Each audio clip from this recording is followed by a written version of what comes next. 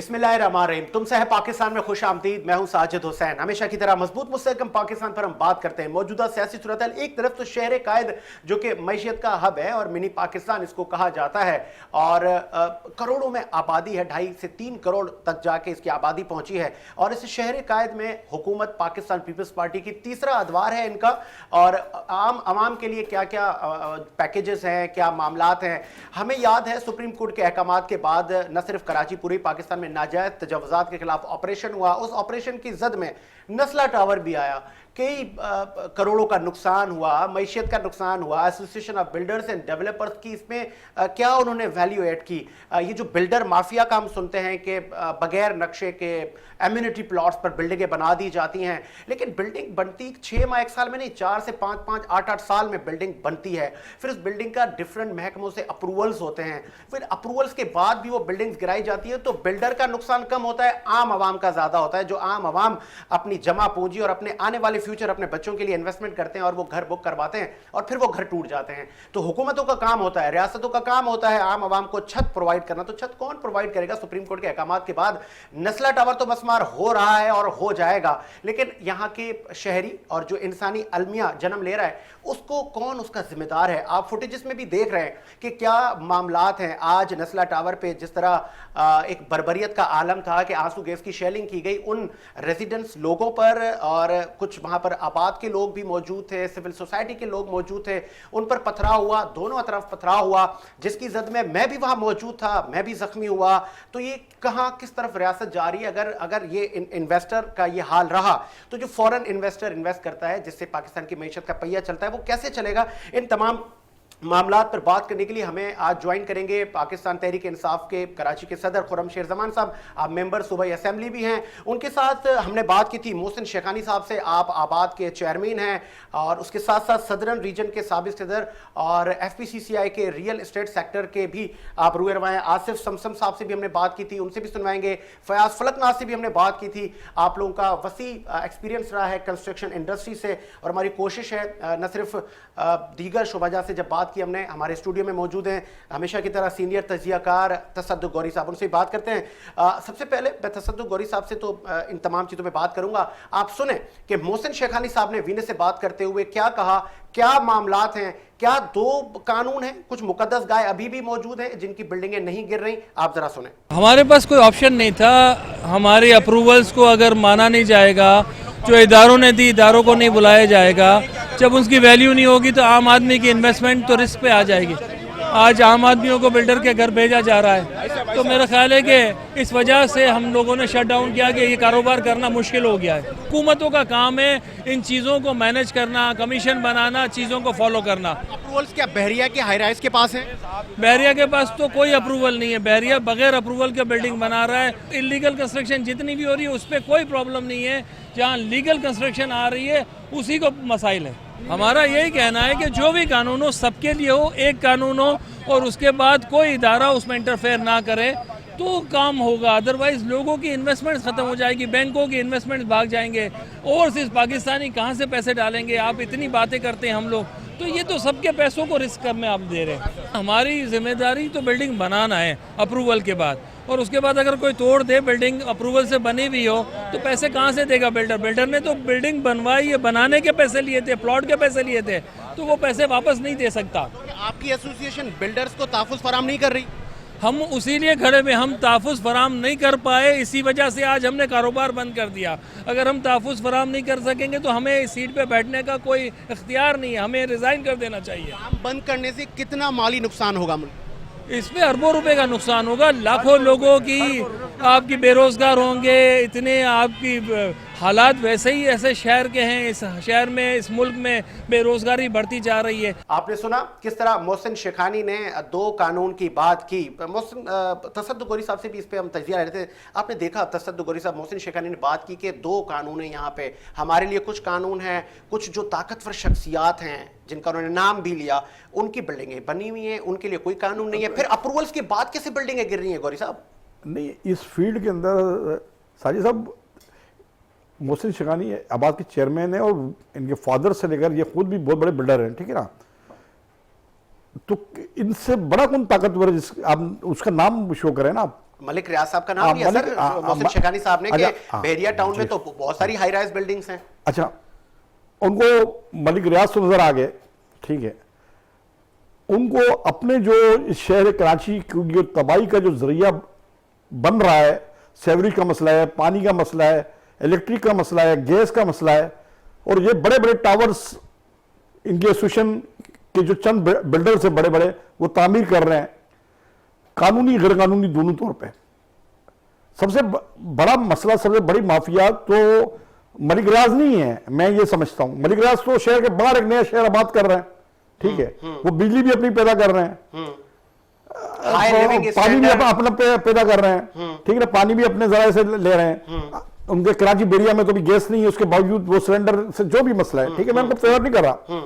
जो आप कह रहे हैं वो शेखानी साहब ये कह रहे हैं कि वो मुकद्दस गाय है, ठीक है ना। अच्छा, ये जो शहर में गैर कानूनी तौर पे तामीरात का जो एक सिलसिला शुरू हुआ है, और आबाद में एक जहन में आप ये रखें कि आबाद पूरे पाकिस्तान और ये कराची के जो बिल्डर्स हैं उनका नुमाइंदा नहीं है। जो छोटे बिल्डर्स हैं जो करोड़ों के प्रोजेक्ट, 20-25 करोड़ के प्रोजेक्ट बना रहे हैं, जो 1000-2000 गज पे बना रहे हैं या 500 गज पे बना रहे हैं, उनको तो ये मुंह नहीं लगा, तो उनको ये शामिल ही नहीं करते। सबसे मेन चीज है आबाद, ठीक है ना।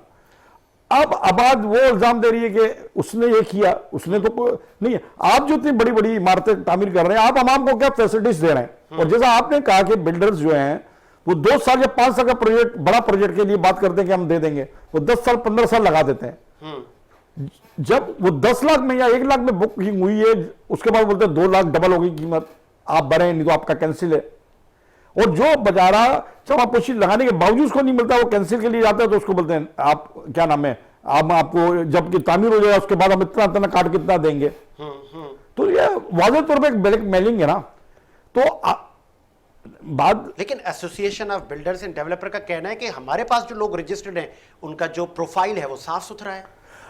उनका कहना है ना।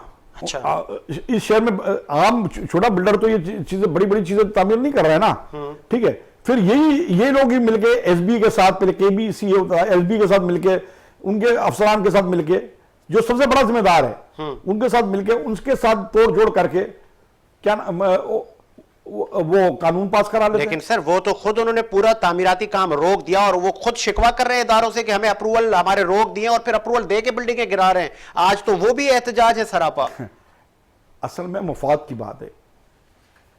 इन्होंने कभी मुल्क की मफाद पे या कराची शहर के मफाद पे तुष्टैग नहीं की। कराची शहर के मसाइल इनकी वजह से कितने बढ़ रहे हैं, शहर ऊपर की तरफ जा रहा है, ठीक है, उस पर बात नहीं की। और जब अगर इनके पास कोई चला जाता है, कोई बिल्डर के खिलाफ शिकायत लेकर के हमारा ये चीज पे इन्होंने शराइत पे जो देना था फ्रेंड नहीं दिया है, तो ये कौन सा उनके साथ तामुन करते हैं जो अवामी नुमाइंदे बन के गिराव जलाव के लिए रोडों पे निकल आए, ठीक है। सबसे बड़ा जो माफिया है इस वक्त, मैं ये समझता हूं जाती तौर पे, वो बिल्डर माफिया है। अच्छा, चाहे वो छोटा माफिया हो चाहे बड़ा माफिया। तो आप उसमें आबाद को भी काउंट कर रहे हैं? अब आबाद तो पहले काउंट होगा ना सर। अच्छा, आज आबाद अगर वो एहतजाज कर रहा है तो आबाद के साबिक एक बहुत बड़े बिल्डर, कराची के बहुत बड़े बिल्डर, मैं उनका नाम नहीं लूंगा, उनके बेटा भी आबाद का चेयरमैन, नाम लेना सर, ये उसका बेटा भी आबाद का चेयरमैन रहे हैं। वो एक बहुत बड़ी इसी इशारे पे बड़ी बिल्डिंग से गिर के वो खुदकुशी कर लेते हैं, उनकी खबर छपती है। उस जगह आदमी, इतना बड़ा बिल्डर खुदकुशी कर लेगा बिल्डिंग से छलांग लगाकर, जबकि वहां भी 4-5 बिल्डरों से वो मीटिंग करने गया था। उसके पर तो आबाद ने या उसके खुद साहबजादे, उस बिल्डर के खुद साहबजादे जो आबाद के चेयरमैन रहे, उन्होंने तो उस पर भी कभी इत्तेजाज नहीं किया। चले इस वक्त सुनो, देखिए ये एक अहम बात है, इसको आप थोड़ा सा मैं आपसे टाइम लेऊंगा कि ये अहम बात है। और मौजूदा टावर उनका जाती जिन्होंने लिया, मैं उनका वो हूं, हम उनके साथ खड़े हैं, आप खैर ख्वाह हैं उनके, खैर ख्वाह, हम उनके साथ खड़े हैं, बराबर करिए, उनके जाती है। मगर आज ये अवामी नुमाइंदे बन गए, अवाम के हक में अपने मुफादात के लिए आए, गिराव जलाव कर रहे हैं, मारपीट कर रहे हैं, तो ये उस वक्त अपनी बिल्डर्स के लिए वो उसको दबा दिया गया। क्या मसला था, क्या नहीं था, उस पर बात ही किसी ने नहीं की।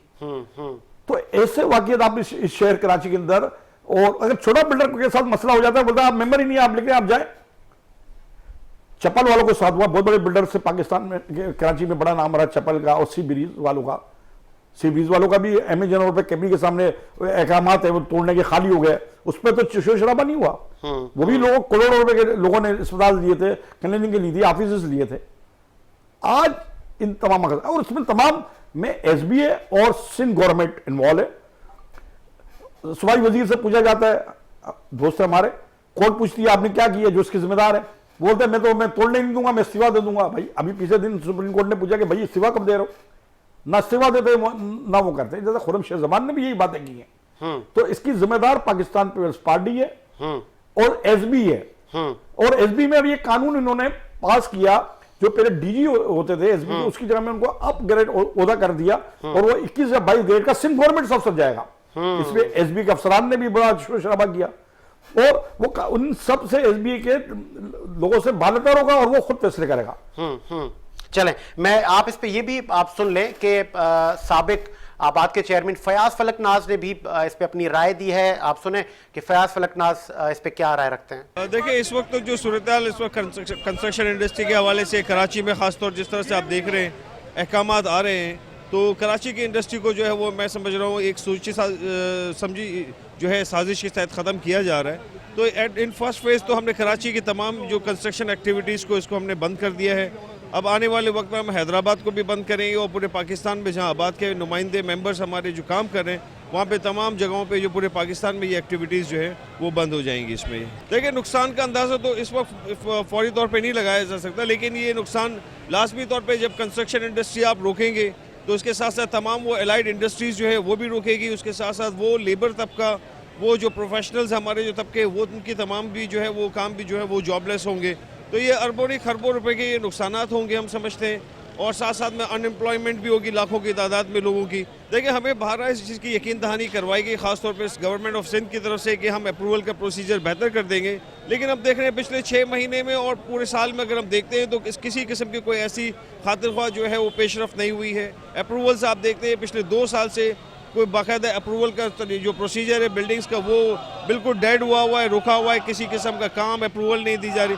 यही वजूहत आज कंस्ट्रक्शन कराची की इंडस्ट्री इस दहाने पे पहुंच गई कि हमें मुजाहरा करना पड़ता है, बिल्डिंगें टूट रही हैं, कच्ची आबादियों को कोई रोकने वाला है नहीं, वहाँ पे बेतहाशा वो बढ़ती जा रही हैं। अगर अब देखना जाए तो जो इलीगल कंस्ट्रक्शन है उसको नहीं रोका जाता। बहरिया को आप देखिए कोई अप्रूवल नहीं है, उनको रेगुलराइज भी किया जाता है।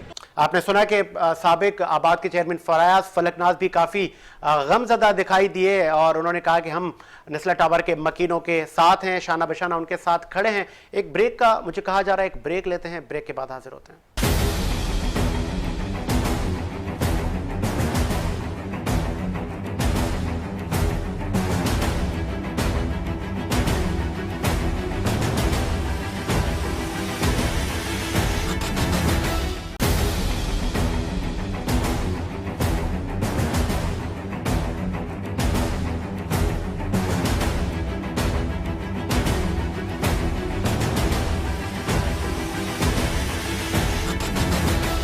ब्रेक के बाद खुश आमदीद। प्रोग्राम को आगे बढ़ाते हैं और आज के प्रोग्राम में हमने कोशिश की कि पाकिस्तान पीपल्स पार्टी का भी इस पे मौक़िफ़ लें।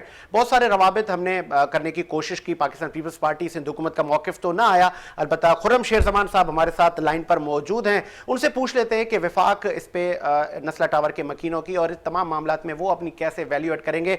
खुर्रम शेर जमान साहब, क्या आप सुन सकते हैं? जी जनाब, शुक्रिया, बहुत शुक्रिया। खुर्रम शेर जमान साहब, नस्ला टावर के मामलात आपने देखे कि भगदड़ भी थी, आंसू गैस भी उन लोगों पर बरसाए गए कि जिनकी करोड़ों की इन्वेस्टमेंट थी। अगर ताजिरों के साथ ये सलूक रहेगा तो मैशियत कैसे बेहतर होगी सर?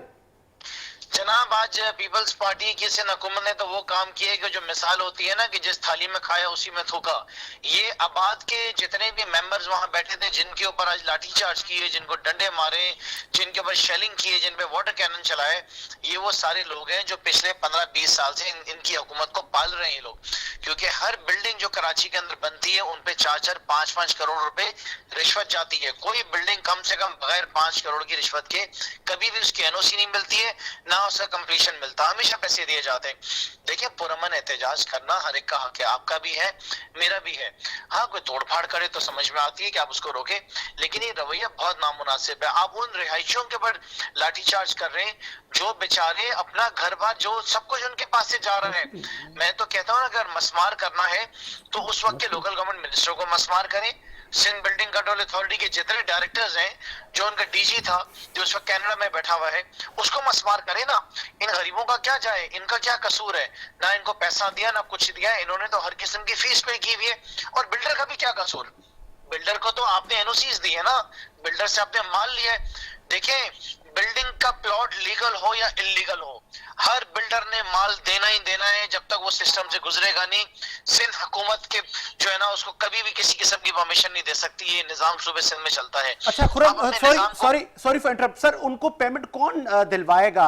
सुप्रीम कोर्ट ने अहकाम तो दे दिए कि डिस्ट्रॉय करें, लेकिन वो जो आम आवाम का पैसा फंस गया, उनकी ये छत भी छिन गई, तो वो पैसा कौन? सिंध हुकूमत देगी, आप देंगे? कुछ तो लाएअमल बनाया होगा आपने। देखिए, मेरी नजर के अंदर असूलन तौर पे तो ये पैसा सिंध हुकूमत को इनको देना चाहिए।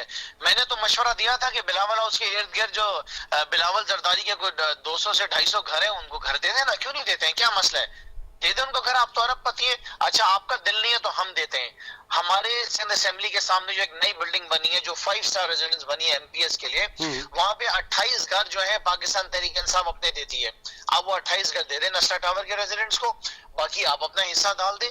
किसी को घर से निकाल कर बाहर फेंक देना, ये बहुत नामुनासिब है। मैं समझता हूँ ये जुल्म है लोगों के साथ जो हो रहा है। अच्छा, ये काबिल कबूल नहीं अच्छा, है। सॉरी अगर चीफ जस्टिस साहब ने फैसला लिया भी है तो उनको कॉम्पनसेट कौन करेगा? उनको पैसे कौन देगा? पैसे आपकी कीमत दिए जाए ना अच्छा उनको। अच्छा खुरम शेर जमान साहब, कुछ मुकद्दस गाय की बात भी आज नस्ला टावर पे, मैं भी वहां पे मौजूद था, मैं भी जख्मी हुआ, भगदड़ थी, पथराव हुआ। ये बात भी तय थी, हो रही थी, तमाम लोग आबाद के कर रहे थे कि बहरिया टाउन में बहुत सारी हाई राइज बिल्डिंग है, उनको कोई मस्मार नहीं कर रहा। जाए करे ना, क्यों नहीं करते हैं? 500 गज का प्लॉट है बहरिया के अंदर, 18 मंजिला बिल्डिंग बन रही है वहां पे, कोई पूछने वाले नहीं। क्यों? क्योंकि आसिफ अली जरदारी पार्टनर है। किसी की हिम्मत है कोई बात कर सके, किसी की जरूरत है? सिंध बिल्डिंग कंट्रोल अथॉरिटी ने वहां पर भी सारी आंखें बंद की हुई हैं। लिहाजा देखिए, जुल्म हो रहा है, ये जुल्म बंद होना चाहिए, बहुत नामुनासिब हो रहा है। और मैं समझता हूँ कि चीफ जस्टिस साहब से मैं गुजारिश करता हूँ कि नस्ला टावर अब भले तोड़े, कोई मसला नहीं है, अगर इलीगल बनाए, उनको पैसा तो दिला दें। आज की कीमत में उनको पैसा दिला दें। उनका क्या कसूर है? कोई एक आदमी पूरी दुनिया के अंदर बता दे कि उसके रेजिडेंट्स का क्या कसूर है, उन्होंने क्या किसी का बिगाड़ा? खून पसीने की मेहनत का पैसा, ठीक है, जान लगाई, सारी जिंदगी उधार लिया, कर्ज लिया, ठीक है, जरा जरा करके मुकम्मल करा, आज आप उसको तोड़ने के लिए आ रहे हैं। ये नाइंसाफी है कराची वालों के साथ, तब तक तो नाइंसाफी होती रहेगी। ये जो नाजायज तजावुजात गिरने का सिलसिला है, तो बहुत सारी बिल्डिंगें शहर कैद में नाजायज, बहुत सारे ऐसे मामलात हैं जिनके नक्शे और अप्रूवल के बावजूद बिल्डिंगें गिराई जा रही हैं। सर, तो महकमे और ये बिल्डर हजरात कहां जाएं? आप क्या, विफाकी हुकूमत क्या इनको कैसे तहफ़्फ़ुज़ फराहम करेगी? देखिए, 18वीं तरमीम के सारी जिम्मेदारियां सिंध हुकूमत की आती हैं। हम तो इनके गम में जाहिर है शरीक हैं, लेकिन मेरा ये कहना है कि जो गलतियां हो गई सो हो गई, सजाएं देनी है तो उनको सजाएं दी जाएं। 10-10 साल दे दें, 15-15 साल सजाएं दें, इनको जेल में डाल दें। जिससे इलीगल जगह जो है ना कंस्ट्रक्शन होने दिया, उनको सजाएं देना और आज से तय करें कि कोई काम गलत नहीं होगा। बहुत शुक्रिया खुरम शेर जमान साहब, आपने वफाकी हुकूमत का मौकिफ पेश किया, बहुत शुक्रिया। आपने सुना गौरी साहब, खुरम शेर जमान साहब ने जिस तरह एक मुजाहरा किया बड़े भाई का और वफाक का रोल बनता है। ये ऊंट किस करवट बैठेगा? मतलब 18th अमेंडमेंट के बाद सिंध के पास तो सारे हुकूक हैं, तो फिर वफाक इन्वॉल्वमेंट तो कर नहीं सकता, तो फिर इन मकीनों का क्या होगा? जमान ने बिल्कुल सही बात करी कि 18वीं तरमीम के बाद इख्तियार सूबों के पास है। ठीक है, ये मामला सूबे का है, मगर हम PTI कराची के शहरी हैं, कराची के लोग हैं जो दरबदर हो रहे हैं, तो हम उसके साथ खड़े हैं। और उन्होंने बड़ी एक अच्छी ऑफर दी कि जब उसके 5 स्टार फ्लैट बनाए जा रहे हैं, 5 स्टार के हिसाब से फ्लैट जो बनाए जा रहे हैं, पुरानी MPA हाउस पे बड़ी इमारत तामीर की जा रही है, तो उन्होंने कहा कि हमारे 28 MP है, हम 28 फ्लैट अपने देने को तैयार हैं और बाकी पाकिस्तान पीपल्स पार्टी करें। एक बहुत बड़ी वो जिम्मेदार भी हैं, MPA भी हैं और कराची उन्होंने तो दीदा दिली से ऐलान कर दिया कि हम 28 घर अपने दे रहे हैं। लाजमी है, उन्होंने इजाजत ली होगी अपने बड़ों से, तो उसके बाद उन्होंने ये कहा। तो अब मैं ये समझता हूं कि अगर पाकिस्तान पीपल्स पार्टी भी इस तरीके से खुले दिल का मुजाहरा करे और ऐलान कर दे, तो मैं समझता हूं कि इनको नस्ला टावर से बेहतरीन 5 स्टार लेवल के फ्लैट जो हैं, इन जो मकीन है यहाँ के, उनको मिल जाएंगे। तो ये बहुत बड़ा इकदाम होगा, जिससे पाकिस्तान पीपल्स पार्टी का भी ग्राफ ऊपर आ जाएगा। मगर मैं ये समझता हूं कि जब सुप्रीम कोर्ट ने ये पाबंद किया सिंध गवर्नमेंट को कि जो लोग यहाँ के मुतासिरीन हैं उनको एडजस्टमेंट किया जाए 3 महीने में या उनको रकम दी जाए, तो ये सारे गेम के पीछे देखिए अदलिया के सुप्रीम कोर्ट के अहकाम के बाद प्राइम मिनिस्टर 1 मिनट नहीं रहता, प्राइम मिनिस्टर के खिलाफ ऑर्डर आता है कि भाई प्राइम मिनिस्टर को हटा दिया जाए, तो 5 मिनट नहीं होता प्राइम मिनिस्टर वो कोई भी हो वो अपनी सीट छोड़ देता है, इतना बड़ा मनसब छोड़ देता है। इसके बाद इन्होंने ये ड्रामेबाजी की कि असिस्टेंट कमिश्नर मुकामी भेज के रुकवा दिया काम के भाई ये मसला है वो मसला है। फिर सुप्रीम कोर्ट ने इनको बुलाकर सरजनिश की, तो वापिस जब भागते हुए कमिश्नर कराची आए और तोड़ने के लिए हो गए। कमिश्नर कराची भी तो सिंध गवर्नमेंट का नुमाइंदा है ना। फिर उन्होंने आबाद को किए, क्यों आबाद के जो मुफादात हैं वो सिंध गवर्नमेंट के साथ है, फेडरल गवर्नमेंट के साथ नहीं है। फिर तो ये आबाद प्रेशर, आपने ये खुद देखा और दीगर लोगों ने भी बताया कि जो मुजाहिरीन थे ये वो बाजार मजदूर थे जो दिहाड़ी पे पेशा काम करते हैं, उनको दिहाड़ियां देकर लाकर यहाँ लोगों पे पथराव कराया गया। ठीक है, तो हम मतलब ये तो ये जो एहतजाज था ये किसके खिलाफ था? सिंध हुकूमत के खिलाफ था? सिंध हुकूमत के तो फेवर में था ना सुप्रीम अच्छा। कोर्ट। अगर देखा जाए तो सुप्रीम कोर्ट, तो ये तो कंटेम्प्ट ऑफ कोर्ट है। कल सुप्रीम कोर्ट को इस पे खुद सोमोटो एक्शन लेना चाहिए सुलग, इनके खिलाफ भी, बिल्डर माफिया के खिलाफ भी और इनके खिलाफ भी। अब आप ये देखेंगे गवर्नमेंट ने पीटीआई की बड़े प्रोजेक्टों पे सारी चीजों पे उन्होंने कहा कि हम इलाके वाइज कंसेशन वाइज हम पेमेंट मुकर्रर करेंगे, किराया भी और सेल पर भी। मगर इस माफिया ने उसको भी रुकवा दिया पीटीआई की गवर्नमेंट से। ठीक, आप ये देखें 500 गज के पर वो बिल्डिंग तामीर करते हैं, 2.5 करोड़ 3 करोड़ के फ्लैट बेच रहे हैं, कोई पूछने वाली नहीं है। कोई उसका आप कवर्ड एरिया देखें, छोटे छोटे वो है। जब इनके परवार आता है, इनके पास जरूरत आती है तो चिकना चिल्लाना शुरू करते हैं। ठीक है ना। आबाद अगर बहुत ही ज्यादा मुखलिस है, जो मकीन है, वो तो उनके साथ नहीं है मुखलिस, वो तो उस बिल्डर को सपोर्ट करिए जिस बिल्डर ने ये नाले पे तामीर कराई। ठीक है, जब तोड़ने की बारी आती है तो बोलते हैं वो नहीं है। एक तो मैं यहाँ पे एक मशवरा भी दूंगा आवाम से भी कराची के, कि जब आप कोई चीज खरीदते हैं, एक 10 रुपया पेन हम जब खरीदने जाते हैं तो उसको भी रगड़ के देखते हैं चल रहा है नहीं चल रहा है। तो एक थोड़ा सा उनका भी कसूर है। अगर मैं भी गलत जगह पे चीज खरीदता हूं तो इस पे गोरी साहब मैं आपसे इस पे सवाल एक करूंगा, टेक्निकली कानूनी सवाल है। जब तक हम आप देखें कि convener real estate sector Asif Samsam साहब साबिक सदर रीजन भी रहे हैं, आबाद के भी ओहदे उनके पास रहे। आसिफ समसम भी आज मौजूद थे नस्ला टावर के एहतजाज पे, सुने वो क्या कहते हैं। आप देख रहे हैं कि ये लाखों लोग बेरोजगार, ये सिर्फ बिल्डिंग की कंस्ट्रक्शन इंडस्ट्री या इस इंडस्ट्री जो हम बात करें प्रोजेक्ट से वाबस्ता मजदूर नहीं है। जो 72 लाइट इंडस्ट्री है जो हमें सप्लाई देती है उनका पहिया रुकने जा रहा है। और ये कहाँ लेके जा रहे हैं? जो शहर 65% रेवेन्यू देता है आपको फेडरल को, 95% रेवेन्यू देता है सिंध को, उसके साथ ये हशर कराची के साथ सौतेली माँ का सलूक मुसलसल। देखें, कभी ग्राउंड प्लस 2 की पाबंदी लगती है, कभी बैन लग जाती है, कभी 6 की पाबंदी लगती है, तो हम कहाँ खड़े हैं? और ये क्या होने जा रहा है? कोई पूछने वाला है? कोई हमें जवाब देने वाला है? हम आज ये परेशान हैं, लोगों का एतमाद टूट गया, लोगों का भरोसा टूट गया। लोग पूछते हैं कि अप्रूवल की कौन सी अथॉरिटी है जिसको चैलेंज नहीं किया जा सकता। हम भी आपसे ये आपके चैनल की तवज्जो से बात करते हैं कि हमें बताया जाए कि अप्रूवल की वो कौन सी अथॉरिटी है जहां हम जाके डॉक्यूमेंट सबमिट करें, उसके बाद कोई कहीं भी उसको चैलेंज नहीं किया जाएगा।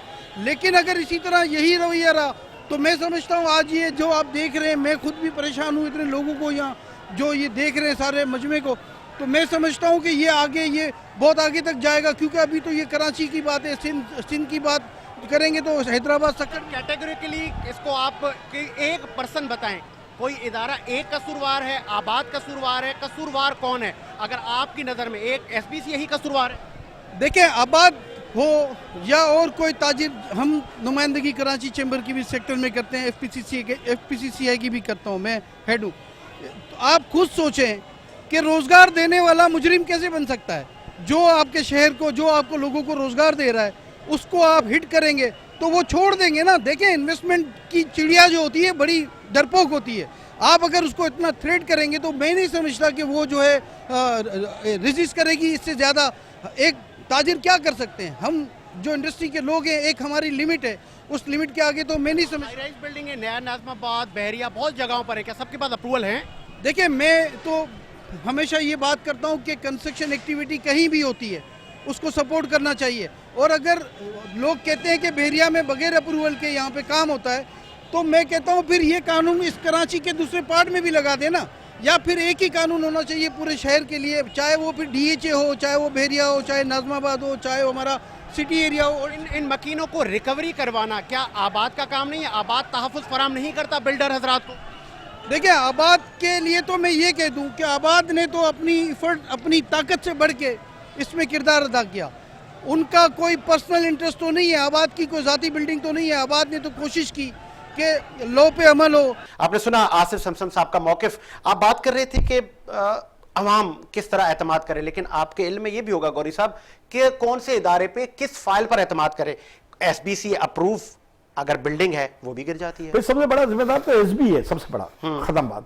छोटे से बड़ा पियोन से लेकर, जो गेट के ऊपर जो पियोन खड़ा हुआ है, वॉचमैन खड़ा हुआ है, वो सीढ़ी से लेकर ऊपर तक पैसे दिए जा रहे हैं, ठीक है ना। सबसे बड़ा तो वो है। और इसका सरबराह जो है सिंध गवर्नमेंट है, सबसे नंबर 1, ठीक है।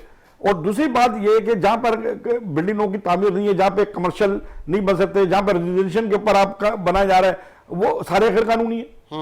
ऊपर से नीचे तक पैसा चल रहा है, ठीक है। तो मीडिया क्या और इसमें आपको एक कान पे सर पे सर जोड़ी इसमें रही। आपको बताऊं कि मीडिया भी इसमें सबसे ज्यादा पैसा खा रहा है। कराची में कंस्ट्रक्शन का काम मंशियात बेचने से ज्यादा प्रॉफिट है। आप बताए ना, इसके पर कौन काबू पाएगा, इसको कौन रोकेगा? फिर इतने बड़े बड़े प्रोजेक्ट बन रहे हैं और कौन लोग खरीद रहे हैं? एक तरफ पैसे की बात आती है, ये ब्लैक मनी, व्हाइट मनी। पहले ब्लैक मनी को भी रोकने के लिए कहा गया था कि इनको कि शो करेंगे बिल्डर्स, बाद में क्या लेन देन हुई वो शो ही नहीं है कि पैसा कहां से है। 5 करोड़ रुपए आप बिल्डर है। अब ज्यादातर जो है ब्लैक मनी का पैसा इन बिल्डर यूज कर रहे हैं, ठीक है ना। सबसे ज्यादा इनकी जेबों में जा रहा है, SB से ज्यादा मैं जा रहा है, मैं मंशात से ज्यादा इसमें पैसा है। तो Sindh building control authority, Sindh हुकूमत उसकी सरपरस्त है, वो हुक्मरान है, उनके मातहत है। तो अगर इतने बड़े एलिगेशन, इतने बड़े मामलात, आपने भी निशानदेही की कि प्यून से लेके ऊपर के अफसरान तक मुलविस हैं इस मामलात में, गैर कानूनी अप्रूवल्स में, तो सिंध हुकूमत उस पर एक्शन क्यों नहीं लेती? उन अफसरान को जेलों में क्यों नहीं डाला जाता? कोई एक्शन तो लिया जाए। कौन सी रुकावटें हैं? भाई तो साफ सुप्रीम कोर्ट ने कहा है, हम और आप क्या कहने वाले हैं, उसके कमात पर सिंध गवर्नमेंट अमल नहीं कर रही है। सही है, उसके सामने नहीं कर रही है। तो ये तो क्या नाम है, इनकी मिली भगत है ना, तमाम चीजें ये मिली भगत के तहत चल रही हैं। और इसमें जो है बड़े जो बिल्डर्स हैं वो इलेक्ट्रॉनिक मीडिया, बड़े अखबार को इश्तारात की मद में रिश्वत दे रहे हैं, यानी बता दे रहे हैं, इसलिए वो खामोश है सारे। और जो छोटे बिल्डर हैं जो करोड़ों के 2-3 करोड़ के फ्लैट बेच रहे हैं, वो भी मीडिया माफिया को पैसा क्या आप इसका एंड क्या देख रहे हैं? ये जो नाजायज तजावुजात हटने का जो सिलसिला चल पड़ा है, इसका आप एंड क्या देख रहे हैं? ये रुकेगा या मजीद बिल्डिंगें गिरेंगी जो गैर कानूनी है? देखें, हर गैर कानूनी चीज के पीछे एक माफिया खड़ी हो जाती है। हर गैर कानूनी तो माफिया से तो खान साहब लड़ रहे हैं। नहीं, यहाँ तो खान साहब का मसला नहीं है, यहाँ तो वजीर आला सिंध का मसला है। ये तो फिर भी PTI की अच्छी ऑफर उसके बावजूद, ठीक है। तो आप ये देखना, इन लोगों को बड़े बड़े फ्लैट जो ये रह रहे हैं और अपनी सेकंड वाइफ रख रहे हैं और मुख्तलिफ लोगों को रखा जाता है, तो बड़े बड़े फ्लैट इन्हीं के गिफ्ट किए हुए हैं, इन्हीं बिल्डर्स के गिफ्ट किए हुए हैं। तो आप क्या नाम है, अगर और जो लोग पुराने वो तो बिल्डर वो पीछे हट गया। अभी आप फलक नाज के हवाले से बात हो रही थी, फलक नाज साहब के हवाले से, फलक साहब से के हवाले से बात हो रही थी, फयाज फलक नाज। तो फलक नाज वालों के अपने जो प्रोजेक्ट है उसमें इससे ज्यादा मसाइल हैं, वहां के लोग परेशान हैं। उनकी एक टाउनशिप है बहुत बड़ी, 40 एकड़ के पर स्टील मिल के सामने मुहसिन अजीज के, वो आज तक उन्होंने लीज नहीं करा कर दी है। आप टाउन में तो ये आज किस तरीके से आकर खड़े हो रहे हैं कि ये चीज सही है या गलत है, लोग वो हो रहे हैं। ये खुद अपने जो प्रोजेक्ट हैं उनके पर भी तो तवज्जो दें कि उन्होंने आवाम के साथ क्या किए। आज उस 40 एकड़ में जो सोसाइटी इनकी टाउनशिप है उसके ऊपर अगर कल हुकूमत चली जाती है तो पीछे भाई आपने तो लीज कराओ ना, उनको दें ना, उन्होंने तो आपको पेमेंट की है। तो ऐसे इशारा फैजल इनके बड़े प्रोजेक्ट है। तो इसी तरीके से ये मतलब आपका कहना है कि पहले हमें इदारों को ठीक करना होगा वरना ये रविश नहीं रुकेगी। जी हाँ, उसके जिम्मेदार ज्यादा अगर कोई है तो अगर जिम्मेदार भी तो फिर वो हुआ ना, अगर उसके खिलाफ आबाद आवाज उठाता है तो उसका जिम्मेदार। अभी आबाद अभी तक आपको ये नहीं कहा उनके चेयरमैन ने कि कौन जिम्मेदार है, कि SB जिम्मेदार है सिंध बिल्डिंग कंट्रोलर या आपका सिंध गवर्नमेंट जिम्मेदार है, इस पर तो बात नहीं है। फिर इस वक्त जो मैं देख रहा हूं कि सुप्रीम कोर्ट के अहकाम की कोई 30 ऐसी तैसी की गई। इससे पहले गुजर नाले पे भी तो लोगों को हटाया गया, वो भी गरीब थे ना, उनके पीछे आवाज क्यों नहीं बुलंद की गई? इसी तरीके से आप देखें कराची के मुख्तलिफ आबादियां, अलादीन के पीछे भी तमाम दुकानें वो हुई, जू के सारे दुकानदार वो हुए, तोड़ा गया। एम्पेरेंस मार्केट से हजारों और कई मार्केटें थी एम्पेरेंस मार्केट के साथ, वो तोड़ दी गई। हाँ, उस वक्त आबाद कहाँ था? आज आबाद बड़ा वो खड़ा हो गया कि ठेकेदार बन गए और चले वो बन गए। चलें जी, इसी उम्मीद के साथ कि मेरा मुल्क शादो आबाद रहे, साजिद हुसैन को इजाजत दीजिए। मुलाकात होगी नए प्रोग्राम के साथ। अल्लाह हाफिज।